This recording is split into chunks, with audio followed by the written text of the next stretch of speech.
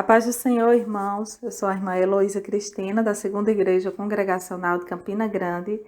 Gostaria de agradecer o convite do pastor Zé Maria, da Igreja Congregacional de Sumé, na qual fiz parte, fui sua ovelha, e é uma grande alegria ministrar a palavra do Senhor neste sábado. Abra sua Bíblia em Mateus capítulo 14, versos 22 ao 33.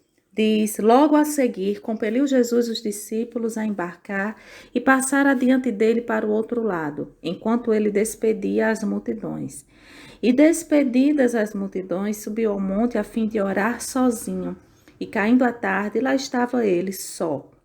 Entretanto, o barco já estava longe, a muitos estados da terra, açoitado pelas ondas, porque o vento era contrário.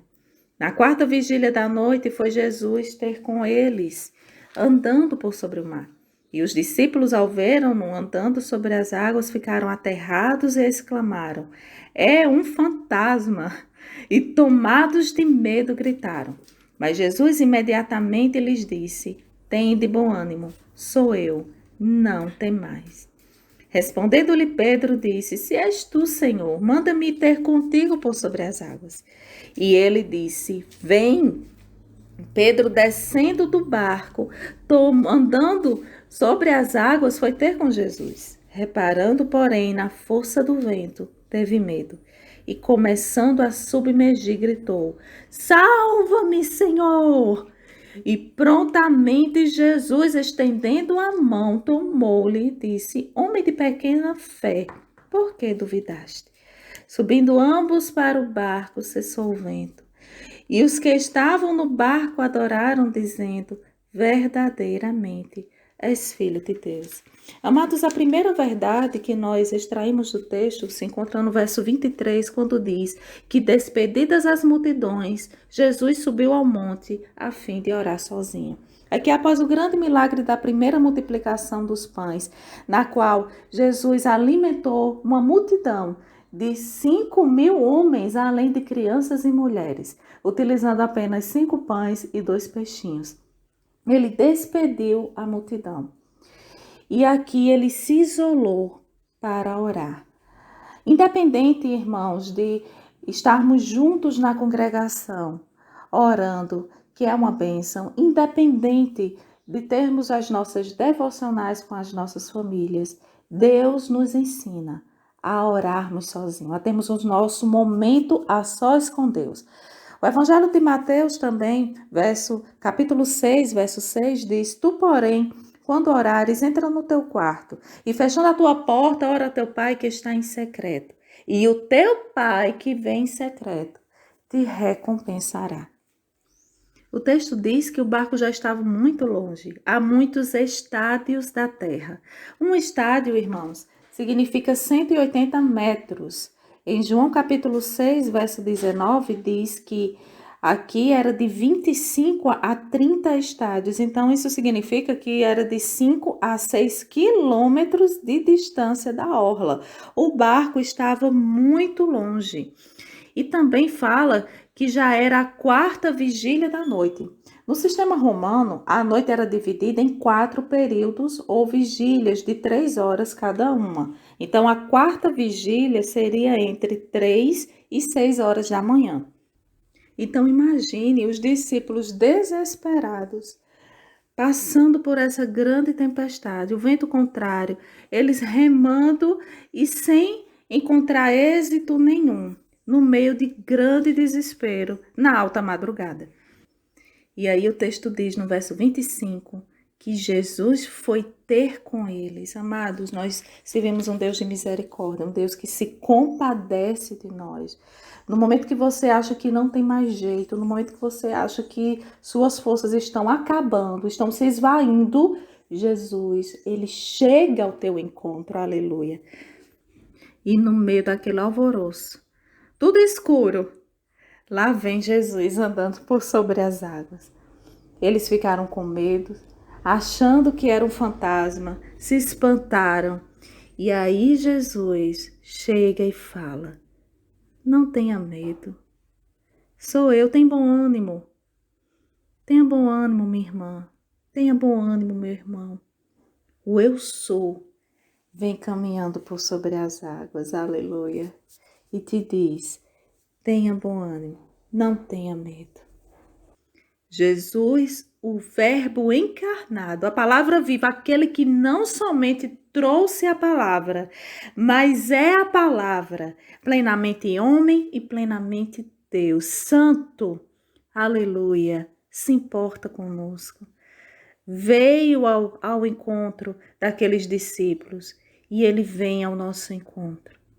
No meio das tempestades, meu irmão, no meio das desilusões dessa vida, Jesus diz nessa manhã: tenha bom ânimo, sou eu, não tem mais.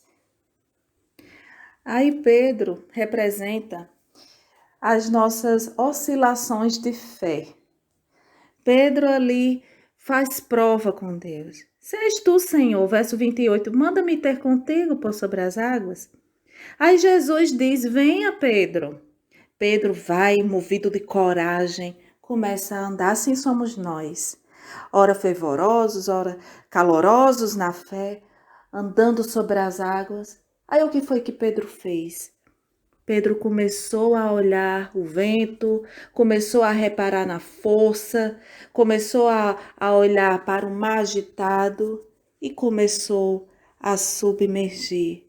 Amados, a terceira verdade desse texto é onde você está direcionando os seus olhos.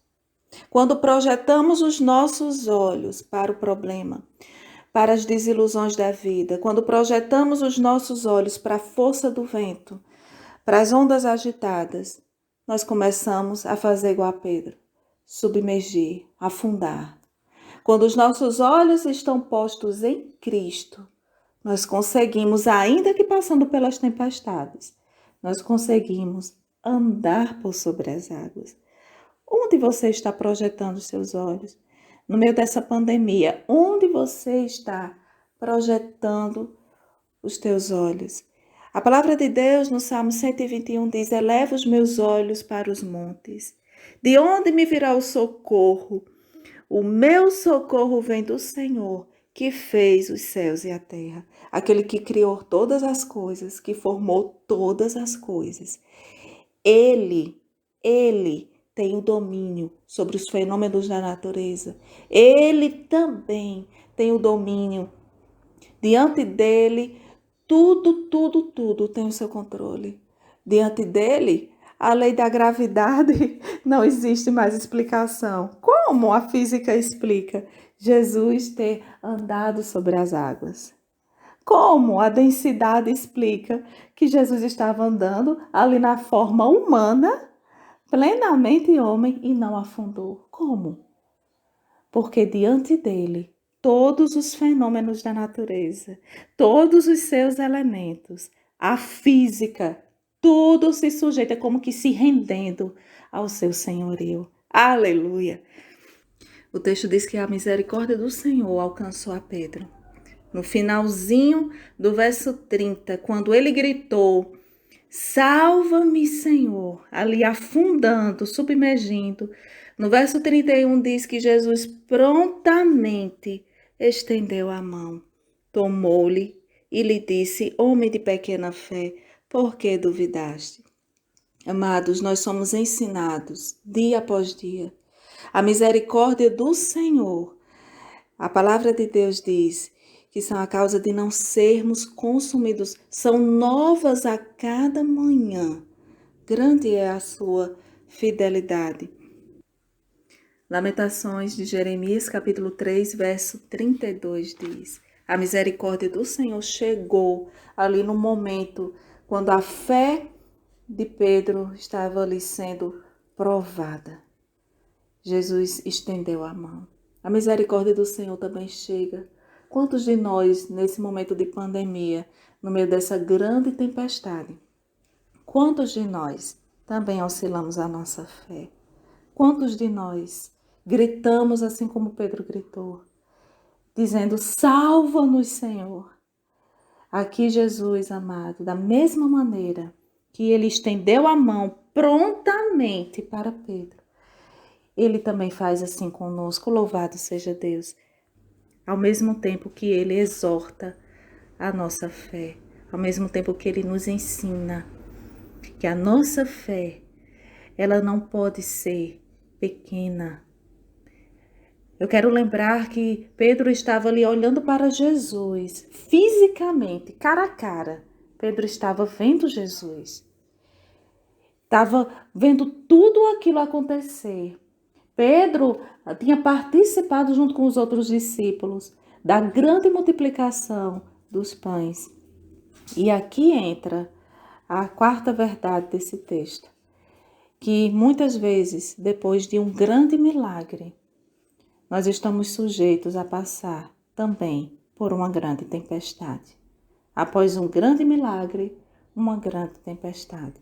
Mas o Senhor nos ensina que a nossa fé, ela deve ser a mesma. Como é difícil. Em Hebreus 11, verso 1 diz: Ora, a fé é a certeza das coisas que se esperam, a convicção de fatos que não se veem, pois pela fé os antigos obtiveram um bom testemunho.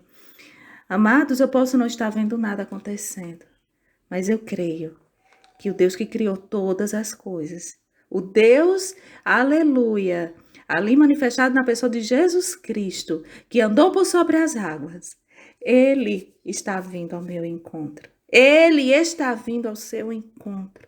Creia nisso. Porque muitas vezes nós queremos que Deus, Ele venha nos surpreender antes da tempestade. Mas Deus, Ele pode te surpreender no meio da tempestade, no meio do olho lá do furacão. Deus, Ele pode te surpreender. O eu sou pode te surpreender.